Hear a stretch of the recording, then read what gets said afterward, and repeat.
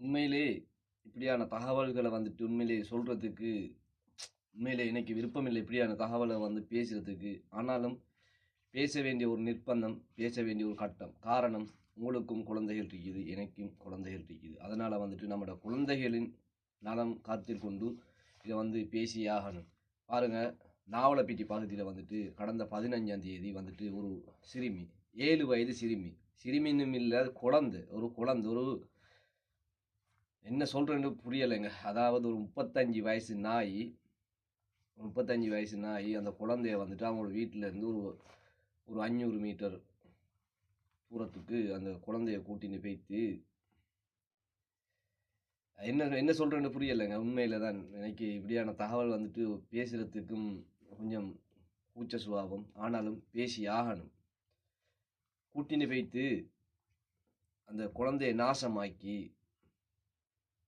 இருக்கிறான் ஒரு 35 வயசு நாய். சரியா? இதனுடைய வீடியோ ஒண்ணு நான் அட்டாச் பண்றேன் பாருங்க. 35 வயசு நாய். அந்த குழந்தைய ஒரு 4 ஹவருக்கு அப்புறம் தான் 4 மணி நேரத்துக்கு பிறகு தான் அந்த குழந்தைய கண்டுபிடிக்கிறாங்க. அந்த சமயத்துல அந்த தகப்பன் அந்த குழந்தையோட அப்பா அந்த குழந்தைய தூக்குற டைம்ல அந்த குழந்தை என்ன சொல்றது? அது அந்த குழந்தையோட உடுப்பு எல்லாமே ரத்தம். அந்த அளவுக்கு ரத்தம். சரியா? சரி. அந்த குழந்தைய தூக்கிட்டு போறாங்க. அதுக்கப்புறம் குழந்தைய வைத்தியசாலைக்கு கொண்டு போய் அட்மிட் பண்றாங்க. சரி, இதெல்லாம் ஒரு பக்கம் போகட்டும். இப்ப இத மாரி தகவல்கள் இத மாரி விடயங்கள் இலங்கையில மட்டுமில்ல, வெவ்வேறு நாட்டுகள்ல மிகவும் அதிகமா நடந்து கொண்டிருக்குது. இப்ப சமூக அதாவது இப்ப ஒரு சொற்ப காலத்துல இருந்து இந்த சமூகத்துல இலங்கையிலே இத மாரி தகவல்கள் இத மாரிக்கு பிரச்சனைகள் அதிகரிச்சு கொண்டே போகுது. உண்மையிலே இத நாம இன்னொருத்தர்ல புள்ள தானே அப்படின்னு சொல்லி பார்த்துட்டு, இத ஒரு தகவலா மட்டும் பார்த்துட்டு நம்மளால கடந்து போக முடியாது. காரணம், சமூக பொறுப்பும், அக்கறையும் நமக்கு இருக்குது. இல்லையா? நாம யோசிக்கணும். அடுத்தவங்களோட புள்ள தானே அப்படின்னு சொல்லி மட்டும் யோசிக்கப்படாது. அது தான் வீட்டு பிள்ளைன்னு சொல்லி, குழந்தைன்னு சொல்லி யோசிக்கணும் ஒவ்வொருத்தரும். ஆனால் உண்மையிலே இதுக்கெல்லாம் ஒரு மாற்றம் கொண்டு வரணும். என்னன்னு சொன்னா, இந்த சிறுவர் துஷ்பிரயோகம் இப்படின்னு சொல்ற விடயங்கள் இப்ப கொஞ்சம் சொற்ப காலத்துல இருந்து கொஞ்சம் அதிகமான பிரச்சனையா இது பெய்த்துக் கொண்டிருக்குது. இப்ப இந்த குற்றவாளிகள போலீஸால கைது செய்றாங்க. கோர்ட்ஸ்க்கு போடுறாங்க. அதுக்கப்புறமா ஜெயிலுக்கு அனுப்புறாங்க. அவனுங்க ஒரு சிறிய காலத்துல வெளியில வந்துருவானுங்க. உண்மையிலே இத மாரிக்கு விடயங்கள செய்றதுக்கு பயப்படக்கூடிய அளவுக்கு ஒரு சட்டம் உருவாக்கப்படணும். ஒரு சட்டம் நம்ம நாட்டுல உருவாக்கப்படணும். அப்படின்னு சொன்னாத்தான் இத மாரிக்கு தகவல் எல்லாம் அதாவது இத மாரிக்கு இந்த நாய்கள் குறையும், இல்லாட்டி அழியும். சரியான ஒரு சட்டத்த கொண்டு வரலாட்டி இத மாரிக்கு சிறுவர்களுக்கு மட்டும் இல்ல, வயது வந்தவர்களுக்கும் இத மாரிக்கு பிரச்சனைகள் நெறைய நடக்கிறது சான்ஸ் இருக்கு. நெறைய நடந்திருக்குது. சரியா? உண்மையிலே ஒரு சமூக அக்கறை உள்ளவனாக நான் சிந்திக்கிற போது, உண்மையிலே இதுக்கெல்லாம் சிறந்த ஒரு தண்டனை கட்டாயம் ஒவ்வொரு நாட்டிலயும். அது நம்ம நாட்டு மட்டும் இல்ல.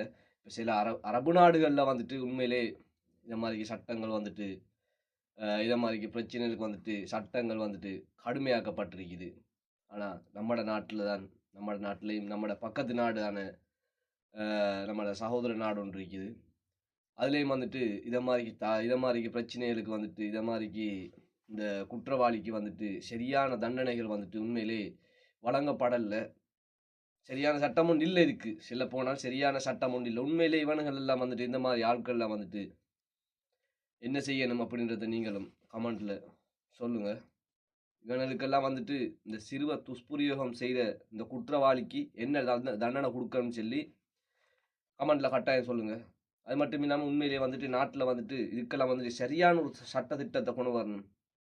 இதுக்கெல்லாம் ஏண்ட தனிப்பட்ட கருத்து, சரியான திட்டம்.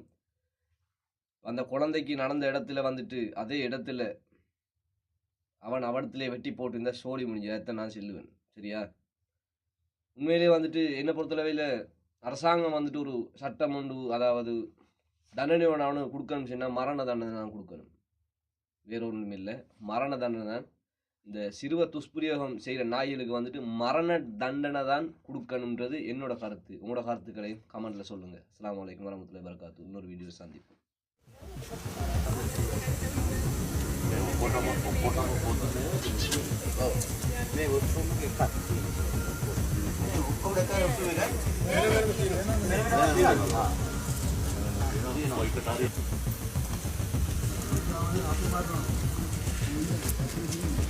අනිවාර්යෙන් මරනවා.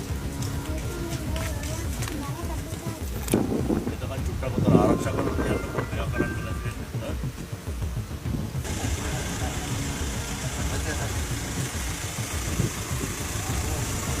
Mama!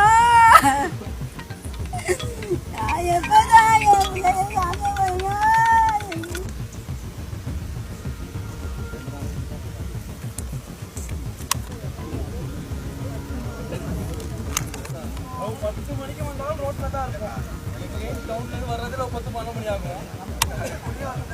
පහමාරට විතර අපේ ගෙදර ඉඳලා ගියා. ගිහිල්ලා මේ එළියට ගියා විතරයි. ඊට පස්සේ ළමයා නැහැ. අපි ඔක්කොම හැව්වා. 10 වෙනකම්ම හැව්වා. ඊට පස්සේ අතනට ගියාම ඒගොල්ලෝ තමයි කෑ ගහලා කිව්වේ මේ බබා ඉන්නවා කියලා. ඊට පස්සේ හොස්පිටල් එකට අරන් ගියා. එතකොට මේ මූණේම මේ ලේ තිබුණා. ඇඳුම් භාගයක් තමයි තිබුණේ. එච්චරයි බැලුවේ අපිට බලන්න දුන්නේ නැහැ. දැන් කියනවා මේ මුදේ මාත්‍යා ගිහිල්ලා බැලුවා. බලනකොට කිව්වා මේ මොකුත් කතා මොකුත් නෑලු. කතා කරන්න යන්න. කැම කන්නේ නෑලු ඔමිට දානවා. එන්න තමයි කිව්වේ. මේ අවුරුද්දේ දෙක අවසරයි. අපි 5 දෙනෙක් වගේ එපෙත් ඉඳලා ඔය වන ආවා. එද්දි මම එතන ඉඳලා සද්ද දාගෙනම ආවා. බබා කියලා සද්ද දාගෙනම හෙද්දි බබා හිටියේ නැහැ. මෙතන ලං ආපු ගම්ම පොඩි සද්දයක් ඇහුණා. මම ඉංගර්කයෙන් කියලා සද්දයක් ඇහුණා. ඒ කියන්නේ මම මෙතන ඉන්නේ කියලා. ඊට පස්සේ මායි මෙයයි දුවගෙන ආද්දි තව පිටිපස්සේ තුන්දෙනෙක් දුවන ආවා. ළඟට එනකොට සද්ද නැහැ. ඊට පස්සේ ආයෙත් අපි ඔයලා බැලුවා. ආයෙ මම කතා කරා බබා කියලා සද්ද නැහැ. ආයෙ කිව්වා මම ඉංගර්කය කියලා කිව්වා. ඊට පස්සේ මම කිව්වා රමේෂ්ට රමේෂ් මම යන්නම් ඔබ එන්න එපා. මම පොඩි ඉස්සරහට ගිහලා බලන්න මොකද වෙන්නේ කියලා. මම පොඩි හත්තක් අරගෙන ළඟට යද්දි අතන වාඩි වෙලා හිටියා. වාඩි වෙලා ඉද්දි මේම එක පැත්තට ආන්සලා මේම හිටියේ. ඊට පස්සේ මම කිව්වා බබායි මොකද එව්වේ මොකද මේ අයියෝ ඔය මේම මෙතනට ආවේ කියලා අහද්දි මට කිව්වා මාව මේ තංගස් අයියා තමයි මේට ගෙනාවේ කියලා. ඊට පස්සේ මම එකපාරට බබා මේම වඩාගත්ත ගම්ම සම්පූර්ණ ලේ බබාගෙන්ගේ සම්පූර්ණ ලේ තිබ්බේ. ඊට පස්සේ මම ඒ වෙලාවෙම මෙයාට බාර දුන්නා. මෙයා තමයි අරගෙන ගියේ බබා පොඩි දුරට.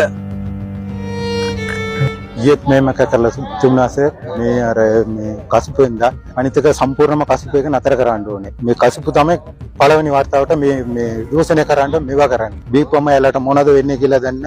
හොන්දටම බොනවා අඩු ගාන්ටම බොනවා කසුපු ගෙනලා බිලා දූෂණය කරනවා. දූෂණය කරන කියන්නේ පොඩි කෙල්ලෝ නෑ ලොකු ගෑනු වුණත් උලා බය වෙන්නේ නෑ කරන්න. ඒකට හරි තීරණයක් අපිට කරන්න ඕනේ. හරි තීරණයක් දෙන්න ඕනේ. ඒක කොටිම නැති කරලා දාන්න ඕනේ. ඒක තමයි අපි බලාපොරොත්තු වෙන්නේ.